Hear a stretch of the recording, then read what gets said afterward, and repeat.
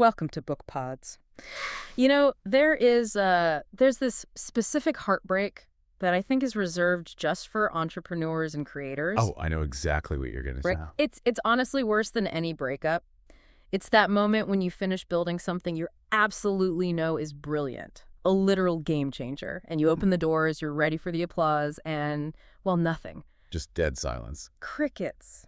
You built a better mousetrap, but the world didn't actually beat a path to your door. In fact, it seems like the world is perfectly happy with its old, broken mousetraps. Yeah, that silence is where dreams go to die.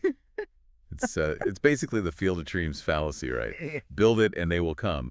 But if you look at the history of business, it is just littered with superior products that totally failed. And they failed because the inventors didn't understand that selling isn't just one single static skill. It's a moving target. Exactly. It's a completely moving target. And that is the core frustration we are tackling today.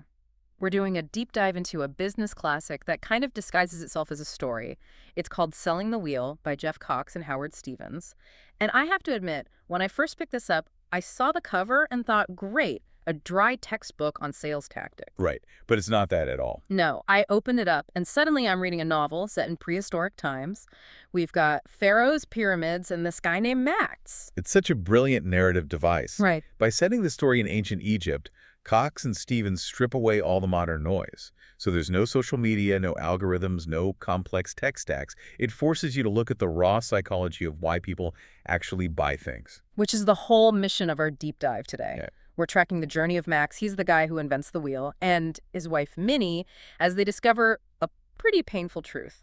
The sales strategy that makes you rich in January might completely bankrupt you by December. Right, because the market matures. So let's go back to the beginning of the story.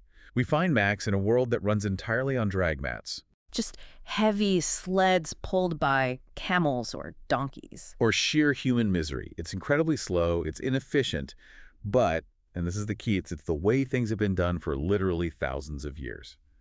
So Max is tinkering around, and he has his eureka moment. He carves a round stone, jams an axle through it, and boom, he invents the wheel. And this is what the book calls the stage 1 scenario, the new invention phase. Max assumes that because the wheel is objectively better, it reduces friction, it carries way more weight, that the market is just going to instantly embrace it. He's expecting a parade. But instead, he just gets stared at. The authors describe this resistance so perfectly. People look at the wheel and they don't see a revolution. They see a weird, heavy rock that rolls away if you aren't paying attention. Yeah, Max tries to explain the physics, talking about torque and rotation, and the villagers' eyes are just glazing over. They're totally comfortable with their camels. Because inertia is the most powerful force in business. In this early stage, the customer doesn't even know they have a problem. They think drag mats are completely fine. The book introduces this framework of 6 key questions to analyze a market, and one of them is, who is the competitor? Well, right here, Max isn't competing against another wheel manufacturer. He's competing against the status quo. Which brings us to the very first sales archetype the authors introduce, the closer. The closer. We all have an image of this person, right? High energy, maybe a shiny suit. But in Max's world, it's really about breaking that deep inertia. Max realizes that being a polite explainer just isn't working. He needs to wake people up. Logic completely fails when the customer is blind to the benefit. So the closer has to use psychology and spectacle. There's this pivotal scene where Max stops trying to be a teacher and becomes a showman. He goes to the village square where there's this massive 1-ton stone. I love this scene. It's great. He creates a huge scene and bets the crowd 5 coins that he can move this massive stone all by himself. It's so theatrical because he's not selling a wheel at this point. He's selling a magic trick. He rigs up the wheel, pushes the stone with one hand, and the crowd absolutely loses their minds. He collects his 5 coins, but the real victory is that he captures the imagination of a very specific group of people. Notice who he targets, though. He doesn't waste his time on the guy with 1 donkey. He goes straight for the wealthy traders and the plantation owners. The early adopters. Exactly. The early adopters. They have the money to take a risk, and they have the ego to want to be first. So the closer isn't just some loudmouth. They are hunting for risk takers. Max tells the plantation owner, look, your camels are eating your profits, use this, and you'll be rich enough to sit on your porch drinking tea while the goods literally move themselves. He is selling the dream. He's selling the transformation. At this stage, the technology is completely unproven, so the buyer is really just banking on the salesperson's confidence. You need someone who can overcome objections by sheer force of will. And Max succeeds. He starts moving units, and the wheel becomes the hot new status symbol for the elite. But just as Max starts feeling like an absolute genius, the ground shifts beneath him. News of this invention reaches the capital. The pharaoh is planning the Great Pyramids and decides he wants to use this new wheel technology to move millions of tons of limestone. And this is the major shift to stage 2, the growth phase. This is honestly where most startups die. Max looks at this massive opportunity and thinks, perfect, I'll just send my best closers, the guys who dazzled everyone in the village square, to go talk to the pharaoh's head engineer. You can just see the train wreck coming in slow motion. Yeah. You have these high-energy, backslapping salespeople walking onto a massive construction site where the foreman is stressed out of his mind about safety, deadlines, and structural integrity. The closer says, trust me, it's going to be huge. And the engineer just says, get out of my office. Because the engineer doesn't need to be convinced that the wheel works. He already knows it works. He needs to know how it fits into his highly complex system. He's extremely risk-averse. Right. If a wheel breaks in the village square, it's embarrassing. But if a wheel breaks under a limestone block, people die. Exactly. The closer style is actually repulsive to this type of buyer because it feels reckless. They don't want hype. So Max has to essentially fire his friends. He has to bring in a completely new type of salesperson. The book calls this archetype the wizard. The wizard is your technical problem solver. They definitely don't wear shiny suits. They carry clipboards. In the story, the wizard doesn't start by trying to push a contract. He starts by measuring the ropes. He calculates the tensile strength needed to pull the carts. He designs a whole system where 4 wheels are ganged together to properly distribute the massive weight of the limestone. There's a detail in that section that I thought was fascinating. The wizard actually alters the product itself. They realize that the heavy stone wheels were crushing the grain on the plantation floors, so the wizard suggests widening the tread to turn the wheel into a roller. Yes, and that is the defining characteristic of the wizard era. The product is fluid. The salesperson acts as a consultant who basically joins the customer's team. They aren't asking, do you want to buy this? They are asking, how do we make this work for your specific nightmare of a project? It's a total pivot. You go from selling the dream to selling the solution. The buyer here is paying for safety and seamless integration, not just the raw hardware. So Max adapts. He hires a team of wizards, they win the pyramid contract, and money is just raining from the sky. It's a golden age for Max and Minnie. But in business, high margins are like blood in the water. They attract sharks. Max isn't the only smart guy in Egypt, and eventually, the secret gets out. Which brings us to stage 3, the maturity phase. Competitors start popping up everywhere, and they aren't just making copies of Max's stone wheels. The book specifically mentions the invention of the wooden wheel. It's lighter, it's faster, and it's easier to mass produce. Suddenly, the stone wheel isn't the only game in town. But more importantly, the customer has changed yet again. We aren't building bespoke pyramid projects anymore. We are seeing the rise of massive cart factories. This is where I really started to see the parallels to modern tech. These factory managers are highly educated. They know exactly what a wheel is. They have all the specs. If you send a wizard in there to explain the physics of rotation or try to redesign their assembly line, they're going to be incredibly annoyed. Precisely. The factory manager is looking at the wizard and saying, look, I know how the physics work. I need 500 units delivered every Tuesday by dawn, and I need a volume discount. They do not want a consultant. They want a reliable supplier. This ushers in the era of the relationship builder. The relationship builder. This is your classic let's go golfing salesperson, right? In a way, yes. But it's not just about being well-liked. It's about being a known, reliable quantity. Since the products are becoming increasingly similar, Max's stone wheel versus the competitor's wooden wheel, the product itself is no longer the main differentiator. The real differentiator is the service. So the buyer chooses Max simply because they know Max won't screw them over. Trust becomes the ultimate currency here. The relationship builder sells consistency, they manage the account day to day, they smooth over any supply chain hiccups. Think about it, if a closer tried to bully this factory manager, they'd be thrown out. If a wizard tried to lecture them on engineering, they'd be ignored.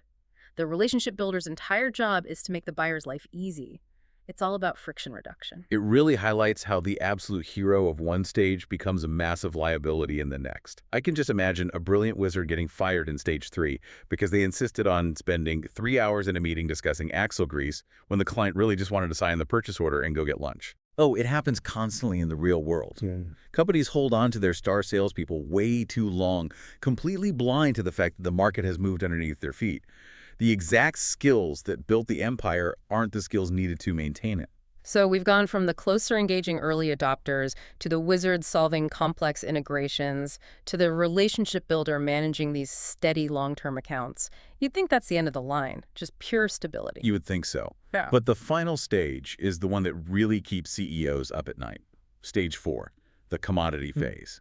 Complete market saturation. The market is totally flooded. The book paints this vivid picture of street vendors selling wheels on literally every corner. It's become like buying a paperclip. A wheel is a wheel is a wheel. The magic is entirely gone. Differentiation is effectively zero at this point. You can buy a wooden wheel, a stone wheel, a painted wheel. It doesn't matter. They're all readily available, and they are all incredibly cheap. So how do you even sell in that environment? You can't relationship build your way out of a price war, can you? I mean, taking the client to a fancy steak dinner probably costs more than the profit margin on the wheels they're buying from you. That is exactly the trap companies fall into. In stage 4, the customer only cares about 3 things: price, convenience, and speed. They don't want a relationship. They don't want a detailed user manual. They just want to click a button and have it show up. This brings us to the final era, the captain and crew. Captain and crew. It sounds almost military. It's highly operational. Mm-mm. The captain is essentially a sales manager running a very tight ship, and the crew are just efficient order takers. You do not need expensive top-tier talent here. You need someone who reliably picks up the phone or manages the website, inputs the order perfectly, and says thank you. The source material is honestly kind of brutal about this phase. It basically says if you have a high-salary wizard or a closer working for you in stage 4, you are just lighting money on fire. Because the margins are razor thin. If you are selling a true commodity, you only win on volume and efficiency. You absolutely cannot afford to pay a massive commission to a hotshot salesperson for a transaction that would have happened anyway just because you had the lowest price. It's a pretty humbling trajectory for an inventor to go through. You start as a god, offering this miraculous new technology to the world, and you end up as a utility, just a boring line item on someone's spreadsheet. It is humbling, but it's the natural life cycle of innovation. And the book introduces this great character named Ozzy the Oracle, who helps Max and Minnie see this. Ozzy frames this whole journey not as a tragedy, but as a completely predictable evolutionary pattern.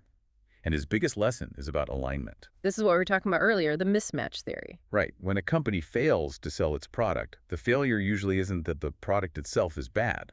And it's often not even that the sales team is bad in a vacuum. The failure is a mismatch between the sales style and the market's maturity. Let's ground this for the listener. What does a mismatch actually look like in the wild today? Think about a modern software startup.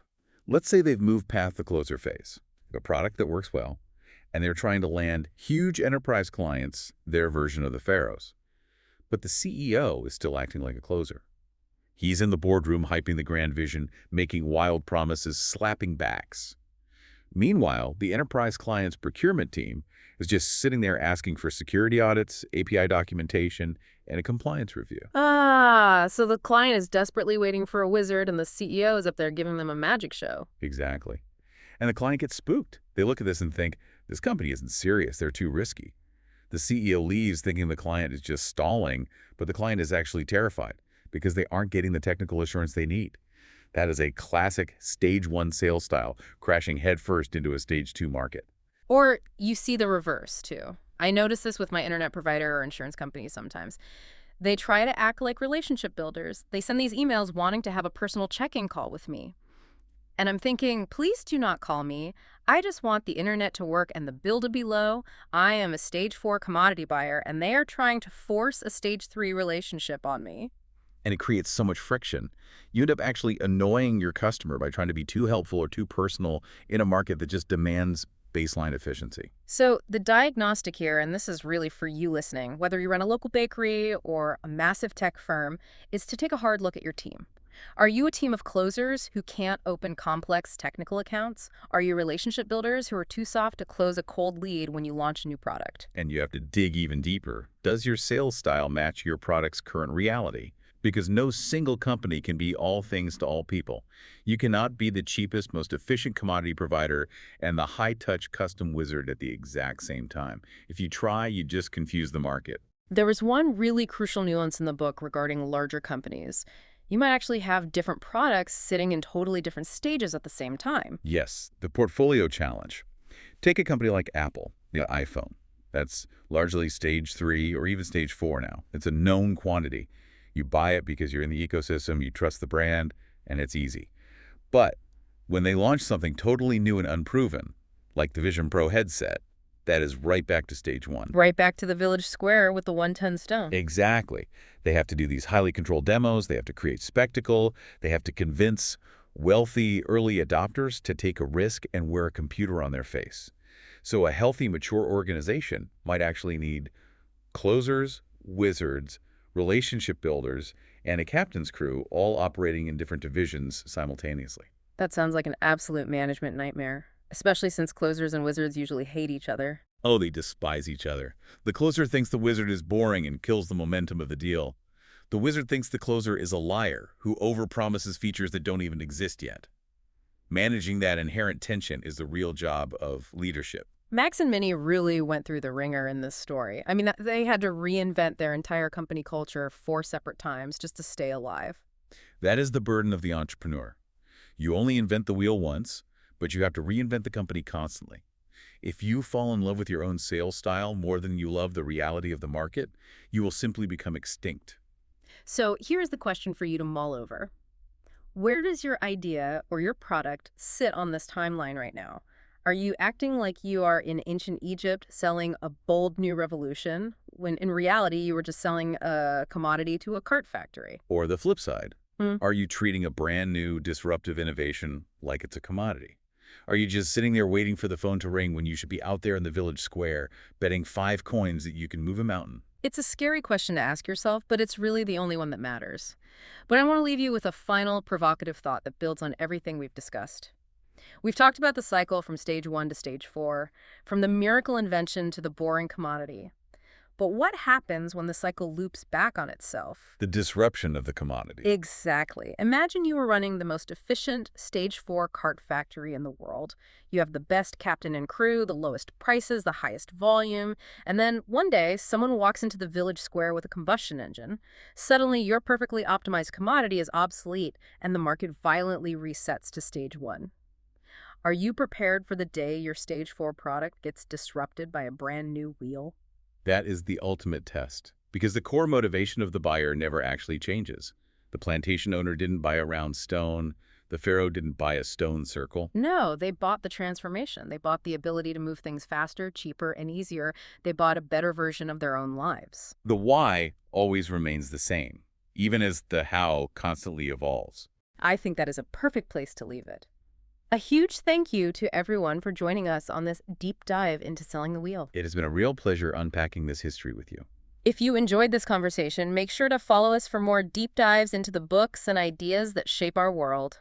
Until next time, keep asking those big questions. Goodbye, everyone. See